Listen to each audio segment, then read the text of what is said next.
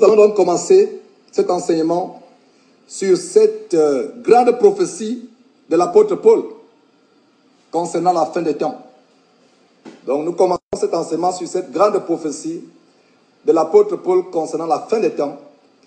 Et pour cela, mes frères et sœurs, je vous convie à tourner vos Bibles en 2 Timothée, chapitre 3, versets 1 à 5. 2 Timothée, chapitre 3, versets 1 à 5. Je vais vous montrer ce qui nous intéresse dans ce passage. 2 Timothée, après 1 Thessaloniciens, 2 Thessaloniciens, 1 Timothée, 2 Timothée, chapitre 1 à 5, je lis la parole de Dieu. Il est dit, Paul écrivant à Timothée, qui plus tard devait aussi partager ces choses à l'église. Paul donc écrivant à Timothée, 2 Timothée chapitre 3 verset 1 dit, sache que dans les derniers jours, il y aura des temps difficiles, car les hommes seront égoïstes, amis de l'argent, fanfarons, hautains, blasphémateurs, rebelles à leurs parents, ingrats, irréligieux, insensibles, déloyaux, calomniateurs, intempérants, cruels, ennemis des gens de bien, traîtres, emportés, enflés d'orgueil, aimant le plaisir plus que Dieu, ayant l'apparence de la piété, mais reniant ce qui en fait la force. Éloigne-toi de ces hommes-là. Voilà cette grande prophétie de l'apôtre Paul concernant la fin des temps.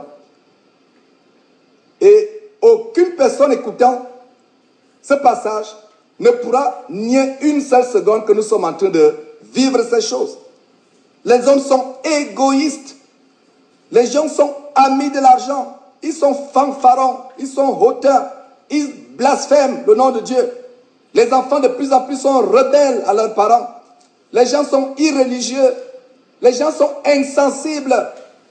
Combien de vidéos nous avons vues sur YouTube où les gens meurent aux États-Unis, la voiture écrase quelqu'un, la personne n'est même pas encore morte, mais les gens passent, personne ne s'en soucie. Peut-être la personne aurait dû être sauvée si quelqu'un était là. C'est ça le mot ici, insensible. Les gens n'ont plus la sensibilité. Les gens sont devenus insensibles. Ça, c'est les choses des derniers temps que nous vivons. Les gens sont insensibles, déloyaux. Les gens manquent de loyauté. Ils sont calomniateurs. La calomnie, on a vu ça dernièrement avec l'usage de la langue. Comment un usage inapproprié de la langue pouvait nous entraîner en enfer. Donc la calomnie, calomniateur, intempérant, cruel, la cruauté, ennemi des gens de bien, traître, emporté, enflé d'orgueil, aimant le plaisir plus que Dieu. Vous voyez, Paul énumère ces choses. Mais ce qui nous intéresse ici, mes bien-aimés frères et sœurs, c'est un mot, les gens seront amis de l'argent. C'est le sujet de cet enseignement, l'amour de l'argent. L'amour de l'argent, c'est une arme fatale que Satan utilise pour amener beaucoup de gens en enfer.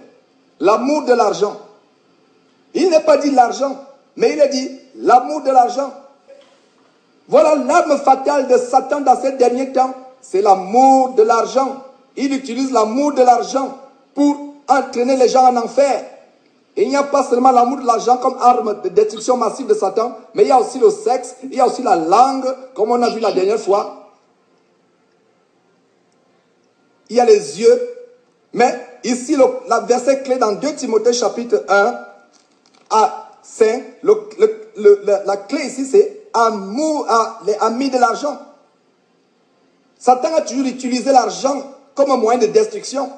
Et je vais vous montrer que même notre Seigneur Jésus-Christ est passé par là.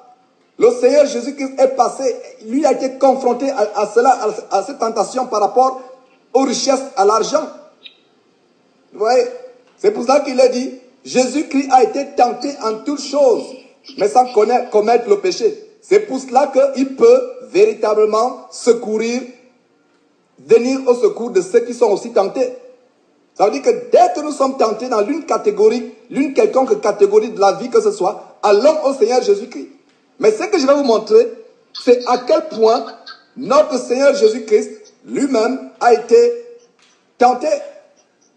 Pour cela, tournons nos Bibles dans Luc chapitre 4, s'il vous plaît. Luc chapitre 4, le troisième évangile de la Bible. Après Matthieu, Marc, Luc chapitre 4, on va voir la grande tentation à laquelle notre Seigneur Jésus-Christ a été confronté. Donc, je vais lire Luc chapitre 4, versets 5 à 8. Donc, Luc chapitre 4, versets 5 à 8. Il est dit ceci. Et vous pouvez lire à partir du verset 1 pour voir la tentation, comment elle s'est passée. Luc chapitre 4 à partir du verset 1. Mais je vais lire à partir du verset 5. Il est dit, le diable, l'ayant élevé, vous voyez, le diable a élevé Jésus-Christ, lui montra en un instant tous les royaumes de la terre. Suivez attentivement, frères et sœurs. Ici, le diable a montré à Jésus-Christ quoi? Tous les royaumes de la terre.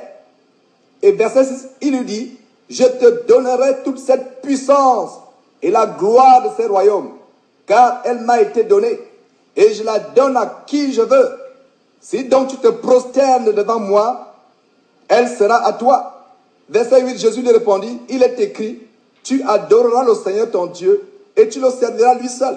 Regardez la tentation à laquelle Jésus lui-même a été exposé concernant l'amour, concernant les choses de ce monde, la gloire de ce monde, l'argent, les richesses. C'est pour vous dire que l'argent, c'est une arme de destruction massive dans l'arsenal de Satan, pour entraîner beaucoup de gens en enfer. Notre Seigneur lui-même est passé par là. Ouais. Ici, au verset 7, il a dit, si tu te prosternes devant moi, elle sera à toi. Vous voyez comment beaucoup de personnes vont à Satan. Beaucoup de gens se prosternent à Satan aujourd'hui, et de plus en plus, les gens sont impliqués dans la Rose-Croix, dans la franc-maçonnerie, dans l'occultisme, tout simplement pour la gloire et l'argent. Ils vont se prosterner à Baal, à Satan, pour de l'argent. Cela ne date pas d'aujourd'hui. La Bible dit qu'il n'y a rien de nouveau sous le soleil.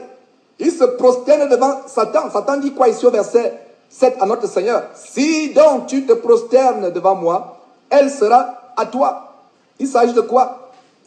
La gloire de ces royaumes. La gloire, c'est avec l'argent et les richesses.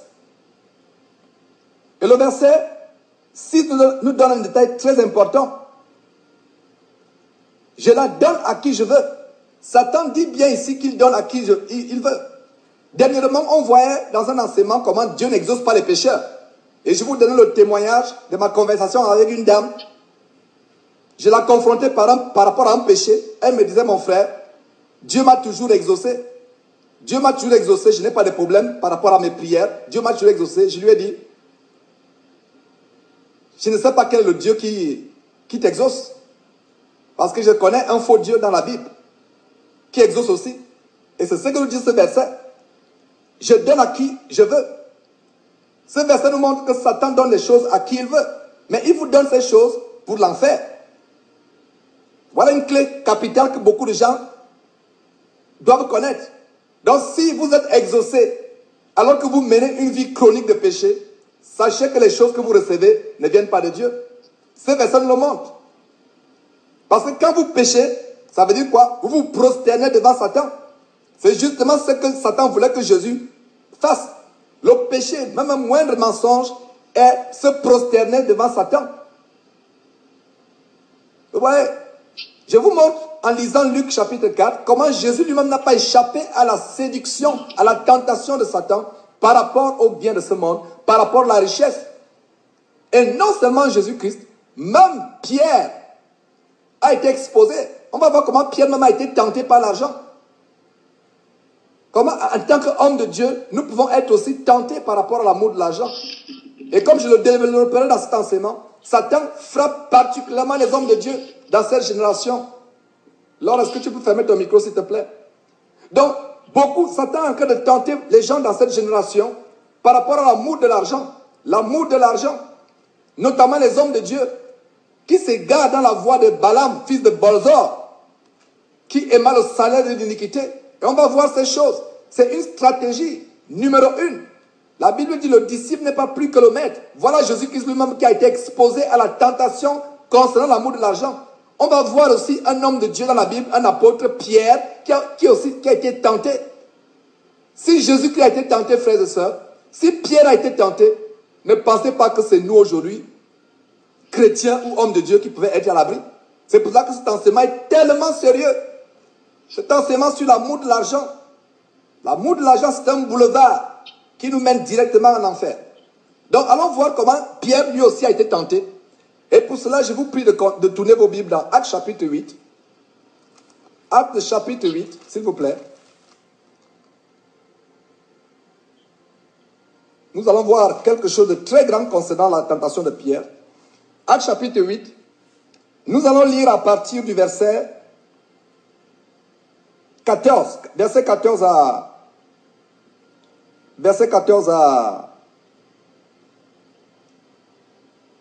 24. Verset 14 à 24. Mais avant de lire le verset 14 à 24, je vais vous donner le contexte de l'histoire. Le contexte de l'histoire ici, c'est comment la parole de Dieu était prêchée dans la Samarie. Donc Philippe était descendu dans la Samarie pour prêcher Jésus-Christ. Et les foules entières étaient attentives à ce que Philippe disait. Et ces foules, les gens apprirent comment Philippe faisait, rempli par le Saint-Esprit, faisait des miracles. Les esprits impurs sortaient de plusieurs démoniaques en poussant des cris. Les gens étaient guéris, beaucoup de boiteux, des paralytiques étaient guéris. Et la ville était dans la grande joie. Il y avait la joie dans la ville. Et avant cela, avant que Philippe vienne dans cette ville était ensorcelée par un puissant magicien. Ce magicien s'appelait Simon. Donc cette ville était possédée, ensorcelée, envoûtée par les miracles sataniques d'un homme qui s'appelait Simon. L'homonymie avec Simon Pierre m'a toujours frappé. Et vous allez voir ce qui va se passer. Donc, cet homme, à partir du verset 9, il a dit que donc, cet homme faisait donc se donnait pour un personnage important. C'était une personnalité importante dans cette ville. Il exerçait la magie, provoquait l'étonnement du peuple de la Samarie. Donc tous venaient à lui, depuis le plus petit jusqu'au plus grand. Il écoutait attentivement et il disait, celui-ci est la puissance de Dieu qui s'appelle la grande. Regardez le détail ici. Ils attribuaient même la puissance, ils attribuaient à Satan, ils attribuaient à Dieu les miracles sataniques de ce monsieur. Regardez, vous pensez que c'est nouveau? Ce n'est pas nouveau. Aujourd'hui, nous allons voir comment certains, soi-disant hommes de Dieu, poussés par Satan, font des miracles. Et les croyants qui n'ont pas le discernement attribuent cette puissance à Dieu. Est-ce que c'est nouveau? Ça n'a pas été nouveau. Ce n'est pas nouveau, il n'y a rien de nouveau sous le soleil. Vous voyez, au verset 9, il disait, celui-ci est la puissance de Dieu qui s'appelle la grande. Ils attribuaient cette puissance satanique à qui? À Dieu. Et voilà ce que Satan fera toujours. Mais ça, ce n'est pas le sujet. Le sujet, c'est de vous montrer comment cet homme a voulu séduire Pierre avec l'argent. Donc, verset 12, il a dit, d'abord au verset 11, donc les gens de cette ville l'écoutaient attentivement parce qu'ils les avaient longtemps étonnés par les actes de magie. Le mot étonné ici, c'est ensorcelé ou fasciné ou envoûté. Verset 12, mais quand ils eurent cru à Philippe, qui leur annonçait la bonne nouvelle du royaume de Dieu et du nom de Jésus-Christ, hommes et femmes se firent baptiser. Vous voyez comment les gens sont détournés de Simon le magicien pour se tourner à l'évangile de Jésus-Christ. Ils furent baptisés. Verset 13. Simon lui-même crut. Lui-même le magicien, il crut. Vous voyez? Et vous allez constater que Simon crut, mais il n'était pas vraiment né de nouveau. Parce qu'il y avait un cordon ombilical qui était encore là. Il crut, mais il n'était pas né de nouveau. Et on va voir la différence entre croire et véritablement naître de nouveau. Dans le cas de Simon, il y a beaucoup d'enseignements qu'on peut voir à travers cette histoire de Simon. Mais nous allons nous limiter dans le contexte comment Satan utilise l'argent pour séduire l'humanité, pour les amener en enfer. Et il fait même de plus en plus de ravages dans l'église. Je vous assure, les chrétiens aiment l'argent plus que les gens du monde. Et vous serez choqués par les révélations que je vais vous donner, selon que l'océan m'inspire. Vous voyez? Donc, verset 13, Simon lui-même crut, et après avoir été baptisé, il ne quittait plus Philippe, et il voyait avec étonnement les miracles et les grands prodiges qui s'opéraient. Il voyait avec étonnement. Quelqu'un qui avait passé des années à étonner, à épater une ville, c'est lui maintenant qui est épaté. Voilà la puissance de Dieu, qui n'a pas de pareil, qui n'a pas d'équivalent. Quand je pense que les gens vont à Satan pour la puissance, s'ils pouvaient savoir que la puissance de Satan n'est rien, voilà une preuve de quelqu'un, un magicien, serviteur de Satan, qui épatait une ville, mais lui-même, quand il était confronté à l'évangile de Jésus-Christ, la vraie évangile, il a été transformé, il a cru et il était étonné par les miracles et les prodiges qui s'opéraient par les disciples de Jésus-Christ. Il est dit qu'il ne quittait plus Philippe, mais je vais vous montrer qu'il y avait la malice. La raison pour laquelle Simon le magicien ne quittait plus Philippe, c'est par la malice, par la ruse. Ce n'était pas c'est pour des raisons d'intérêt. C'était de manière calculative et intéressée. Donc l'histoire commence à devenir intéressante ici au verset 14. Les apôtres qui étaient à Jérusalem, ayant appris que la Samarie avait reçu la parole de Dieu, y envoyèrent Pierre et Jean. Ceux-ci arrivaient chez les Samaritains, prièrent pour eux afin qu'ils reçussent le Saint-Esprit. Verset 16. Car le Saint-Esprit n'était encore descendu sur aucun d'eux. Ils avaient seulement été baptisés au nom du Seigneur Jésus. Verset 17. Alors Pierre et Jean leur imposèrent les mains et ils reçurent le Saint-Esprit.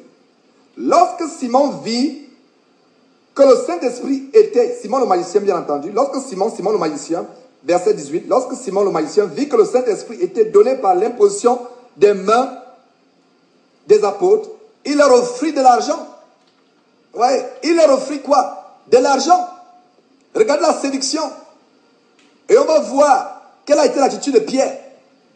Quand je pense aujourd'hui que les hommes de Dieu se font offrir de l'argent pour faire des délivrances, pour chasser les démons, pour faire des séminaires d'enseignement à travers le monde, ils se font offrir de l'argent pour des prières, ils se font offrir de l'argent pour les livres qu'ils publient, pour les sermons qu'ils font. La plupart des églises à la fin du culte dimanche se transforment en des véritables centres commerciaux. Dimanche, les hommes de Dieu aujourd'hui se font offrir de l'argent. Mais voyons ce que Pierre a fait. Donc, disons le verset 18 qui dit, lorsque Simon le magicien vit que le Saint-Esprit était donné par l'imposition des mains des apôtres, il leur offrit de l'argent, verset 19, en disant, accordez-moi aussi ce pouvoir, afin que celui à qui j'imposerai les mains reçoive le Saint-Esprit. Vous voyez, il voulait acheter le pouvoir du Saint-Esprit.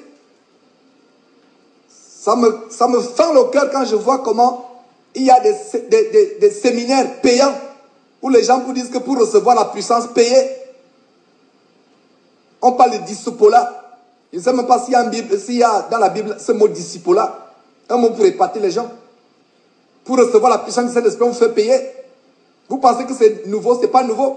Mais regardez l'attitude de Pierre.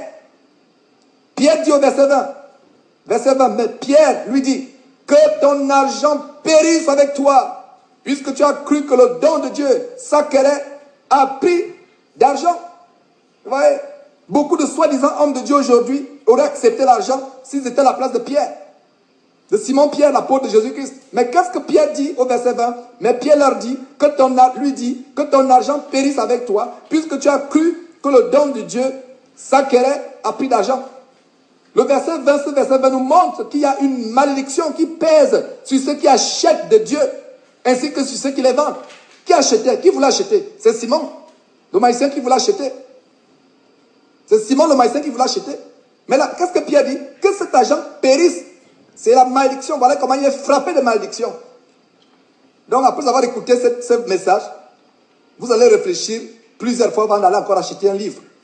Ou acheter votre ticket pour un séminaire où soi-disant vous allez recevoir le Saint-Esprit par la langue. Ouais. Verset 21. Pierre continue à le confronter sévèrement. Il n'y a pour toi ni part, ni lot dans cette affaire, car ton cœur n'est pas droit devant Dieu. Verset 22. Repends-toi donc de ta méchanceté et prie le Seigneur pour que la pensée de ton cœur te soit pardonnée, s'il est possible. Pour que la pensée de ton cœur se soit pardonnée quoi? S'il est possible. S'il est possible. Verset 23. Car je vois que tu es dans un fiel amer et dans les liens de l'iniquité. Simon répondit, priez vous-même le Seigneur pour moi, afin qu'il ne m'arrive rien de ce que vous avez dit. Ouais, priez vous-même le Seigneur, afin qu'il ne m'arrive rien de ce que vous avez dit. Voilà au moins Simon le magicien qui s'est repenti. Qui s'est repenti? Combien d'hommes aujourd'hui, d'hommes de Dieu, soi-disant hommes de Dieu, se repentent du fait qu'ils font de Jésus qui est un objet de marchandage? La piété est devenue pour eux une source de gain. Quelle honte! Combien d'hommes de Dieu se repentent aujourd'hui? Combien d'hommes de Dieu nous avons confrontés? Il y a un que j'ai appelé, il est en Côte d'Ivoire. Je l'ai appelé au téléphone un jour pour lui dire que voilà ce que dit le Seigneur. Repends-toi de ta méchanceté. Cesse de mettre l'évangile de Jésus-Christ en vente. On a conversé. Après même l'enseignement, il a dit, prie pour moi, cet homme de Dieu, pourtant célèbre. En Côte d'Ivoire. Effectivement, j'ai promis de prier pour lui. Mais une semaine après, je repartais sur son site, sur sa page Facebook. Je vois qu'il fait des séminaires, une journée, 5 000 francs CFA par journée pour le discipulat. À peu près 50 euros par jour. Vous voyez, voilà de ce dont on parle. Et pourquoi j'ai pris cet exemple de Simon, le magicien, qui a voulu séduire Simon-Pierre? C'est pour montrer comment Satan a toujours voulu séduire les chrétiens avec de l'argent. Il a fait par Jésus-Christ, on vient de le voir comment il a tenté Jésus dans le désert. On vient de le voir avec Pierre. Je vous assure, c'est une arme fatale de Satan. L'argent, l'amour de l'argent, c'est le sujet de cet enseignement. L'amour de l'argent. Et c'est ma prière qu'on soit délivré de l'amour de l'argent. Et je vais vous montrer tout à l'heure les traits caractéristiques qui font que quelqu'un ait l'amour de l'argent. Et si vous avez une caractéristique, c'est que vous êtes encore possédé par cela. Mais avant cela, allons dans Matthieu chapitre 6, s'il vous plaît. Très rapidement, Matthieu chapitre 6. Le premier évangile dans la Bible.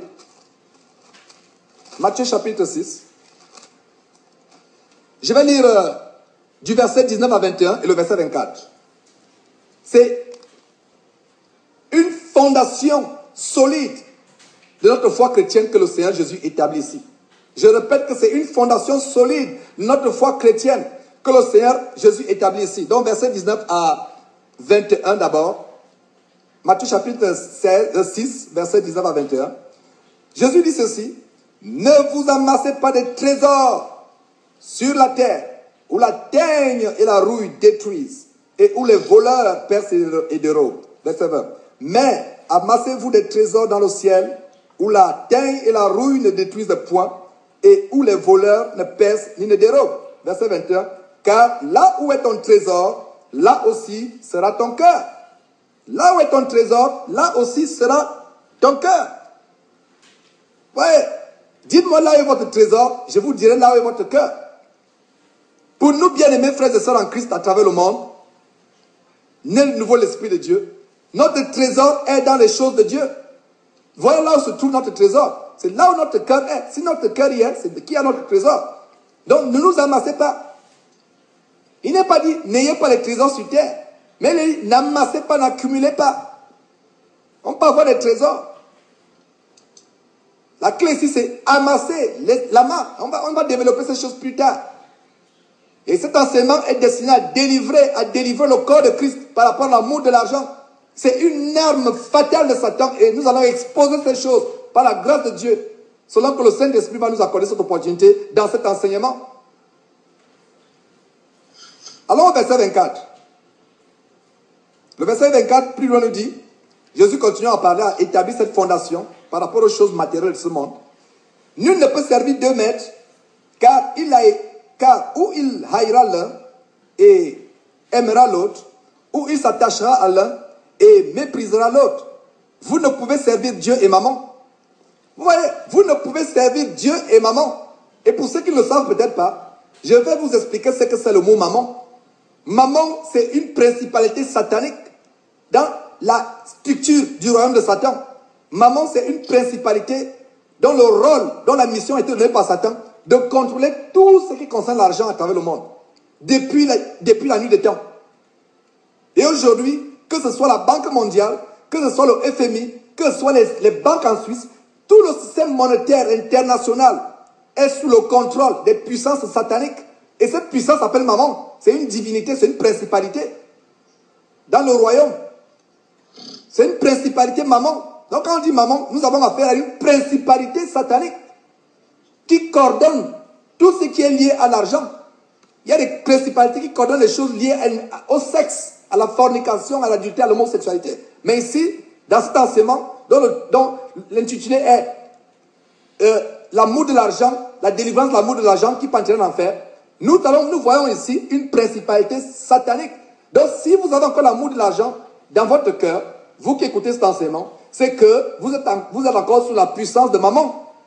Et on va voir comment on peut être délivré de cette puissance. Vous voyez? On va voir comment on peut être délivré de cette puissance. Il y a quelque chose que je vais vous montrer en 2 Chroniques chapitre 1, à partir du verset 1 à 12. Allons dans 2 Chroniques. C'est une histoire qui m'a toujours émerveillé. C'est l'histoire de Salomon, du roi Salomon, le fils de David, que Dieu a fermissé dans son règne. J'ai bien dit 2 Chroniques chapitre 1, verset 1 à 12. Donc Dieu était avec lui. Dieu l'a élevé à un très haut niveau. Salomon aussi, il a pris son pouvoir en main. Il a hérité le trône, le règne en Israël de son père David après sa mort. Et donc, c'était quelqu'un qui était élevé vraiment, il a commencé à donner les ordres à Israël, aux chefs des milliers, des centaines, des juges, des princes de tout Israël, aux chefs des maisons, etc. Et donc, un jour, David se trouvait devant le tabernacle de l'Éternel. Et l'assemblée était ici. Donc, lui, je ne sais pas s'il a dit David, pas David, Salomon était donc devant l'assemblée. Et était avec l'assemblée en train de chercher la face de l'Éternel. Et ce fut là, donc, sur cet autel dont je vous ai parlé, devant le tabernacle, que Salomon offrit à l'Éternel 1000 holocaustes. Vous allez voir ce qui va se passer. Salomon est en train de prier l'Éternel. Et cette offrande, ces 1000 holocaustes, plurent tellement à Dieu de telle manière qu'à partir du verset 7, Dieu, pendant la nuit, apparut à Salomon et lui dit, à partir du verset 7, demande ce que tu veux que je te donne. Vous voyez, imaginez que Dieu vous apparaît et Dieu vous demande, Dieu vous dit, vous apparaît, demande-moi. Je pense que la plupart des gens qui suivent cet enseignement, ils commenceront à demander, Seigneur, mes dettes. Si je peux avoir un château à Cannes ou à Nice, les gens vont commencer à demander des choses pas possibles. Je veux un compte en banque de 100 milliards d'euros. Ouais. Mais regardez ce que Satan, il y a une interférence, coupez le micro s'il vous plaît. Mais regardez donc ce que Satan, Salomon répond il y a une interférence quelque part là. Coupez le micro s'il vous plaît. Donc Salomon répondit à Dieu. Donc Dieu dit à Salomon, demande-moi ce que tu veux. Regardez la réponse de Salomon. Salomon dit, tu as traité David, mon père, avec une grande bienveillance. Et tu m'as fait régner à sa place. Maintenant, éternel Dieu, que ta promesse à David, mon père, s'accomplisse, puisque tu m'as fait régner sur un peuple nombreux comme la poussière de la terre. Accorde-moi donc, verset 10, accorde-moi donc de la sagesse et de l'intelligence, afin que je sache me conduire à la tête de ce peuple. Car qui pourrait juger ton peuple? Ce peuple est grand. Dieu dit à Salomon, puisque c'est là ce qui est dans ton cœur, puisque tu ne demandes ni les richesses, ni les biens, ni la gloire, ni la mort de tes ennemis, ni même une longue vie, et que tu me demandes pour toi de la sagesse et de l'intelligence afin de juger mon peuple sur lequel je t'ai fait régner, la sagesse et l'intelligence te sont accordées. Je te donnerai en outre des richesses, des biens et de la gloire, comme n'en a jamais eu aucun roi devant toi et comme n'en aura aucun roi après toi. Ça, c'est une histoire qui établit le standard. Je vous assure, voilà un homme à qui Dieu apparaît. Dieu dit, demande-moi tout ce que tu veux.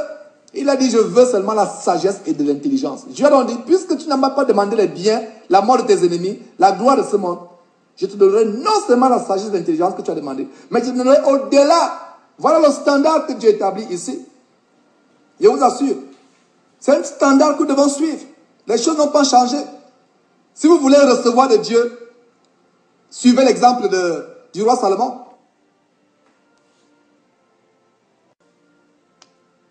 C'est pour ça que la Bible dit, cherchez premièrement le royaume et la justice de Dieu, et toutes ces choses vous seront données par-dessus. Voilà la première chose que nous devons chercher. Matthieu chapitre 6, verset 33. Voilà ce que Salomon a cherché. Et ça, c'est la clé pour une vie dans l'abondance. C'est la clé pour une vie dans l'abondance. Vous voyez? Beaucoup de gens sont tourmentés pour s'enrichir aujourd'hui. Beaucoup de gens sont tourmentés. Les gens sont prêts à tout faire pour devenir riches. Ils sont prêts à mentir, à faire n'importe quoi. Mais que dit Proverbe chapitre 23, verset 4 à 5? Proverbe chapitre 23, verset 4 à 5 dit quoi? Et c'est le roi Salomon, dont on parlait tout à l'heure dans 2 Chroniques, qui donne ses conseils. Donc il donne ce que lui-même a appliqué. Le cœur du roi Salomon n'était pas porté à l'argent. C'est pour ça qu'il est dit dans... C'est pour ça que le même roi Salomon, donnant des conseils, dit ceci en Proverbe chapitre 23, versets 4 et 5. Il a dit, ne te tourmente pas pour t'enrichir, n'y applique pas ton intelligence.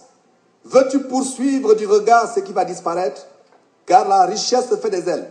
Et comme l'aigle, elle prend son vol vers les cieux. Voilà. N'appliquons pas notre intelligence pour nous enrichir, mes frères et sœurs. Ne nous tourmentons pas. Il y a des gens qui ont même des nuits blanches pour savoir comment ils peuvent fructifier leurs revenus, comment ils peuvent faire de grandes choses avec leur argent. Il y a des gens qui passent le temps à... Ils ont des insomnies de nuit blanche. La richesse fait des ailes. Qu'en est-il de Somme 49, verset 17 à 21, s'il vous plaît. Somme 49, verset 17 à 21, il est dit, ne sois pas dans la crainte parce qu'un homme s'enrichit, parce que les trésors de sa maison se multiplient, car il n'emporte rien en mourant.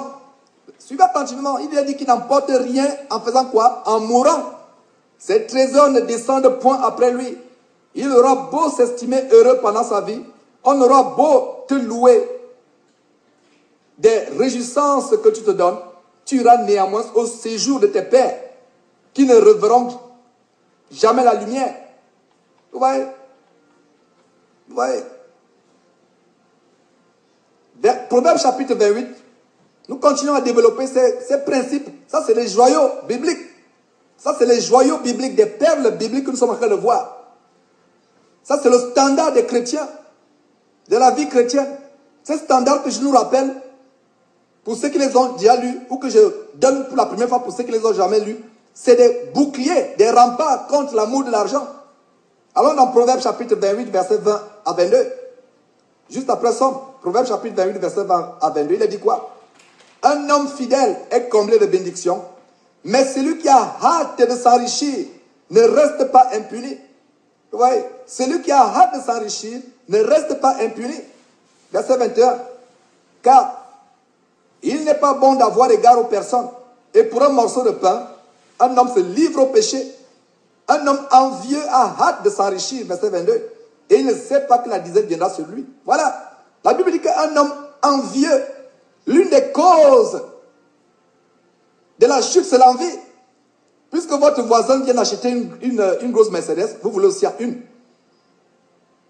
Vous vivez en Europe, en France, votre cousin construit une grande maison au village, au Cameroun, ou au Sénégal, ou au Gabon. Vous voulez aussi faire de même. L'envie. Vous ne savez pas comment il a fait. Et pour cela, vous allez voir comment vous pouvez détourner l'argent de la société. Et voilà comment vous vous retrouvez en prison plus tard. C'est l'envie. Nous devons faire attention à ces choses. Allons dans Timothée maintenant. Timothée chapitre 6. 1 Timothée chapitre 6 contient des grandes clés par rapport à ces choses que je suis en train de partager. Donc 1 Timothée chapitre 6 versets 7 à 11. Lisez, on va lire attentivement, prêtons attentivement attention à ce passage. Il contient de très grandes clés.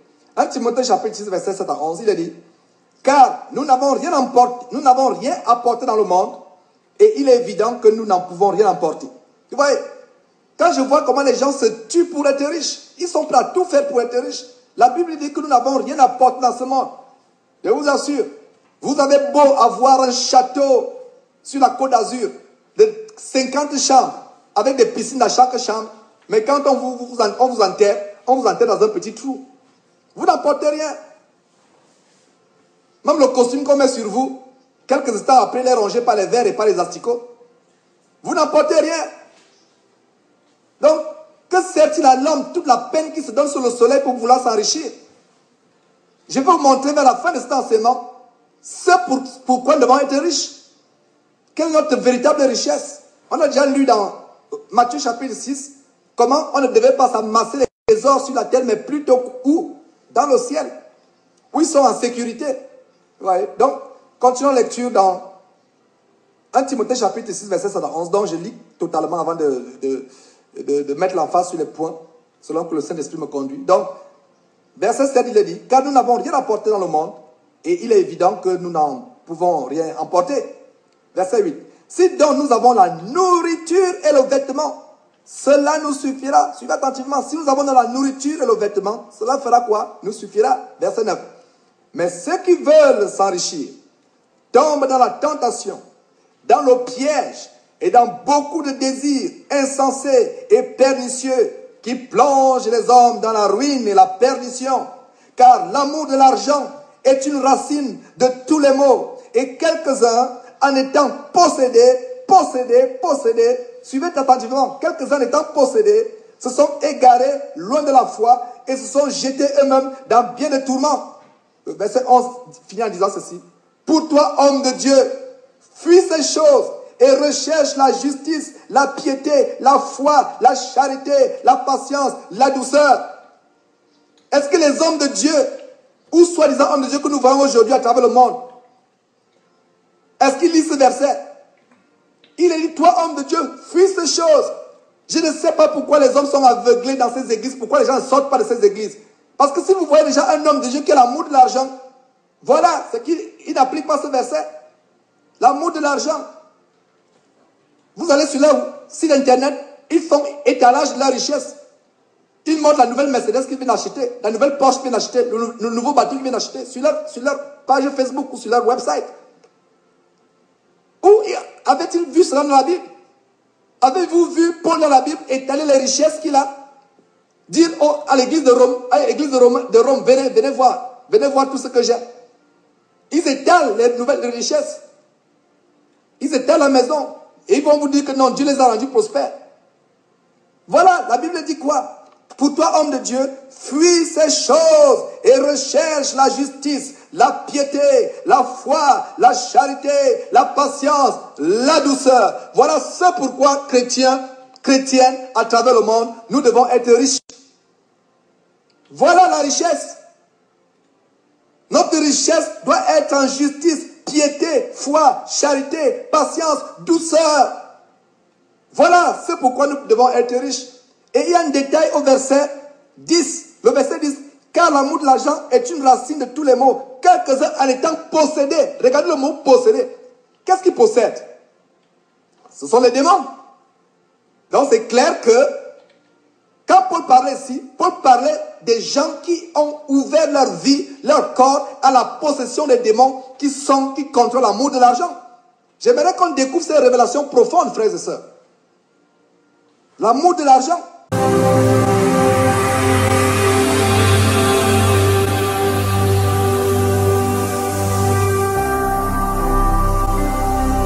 Jésus-Christ TV, vous connaîtrez la vérité et la vérité vous affranchira.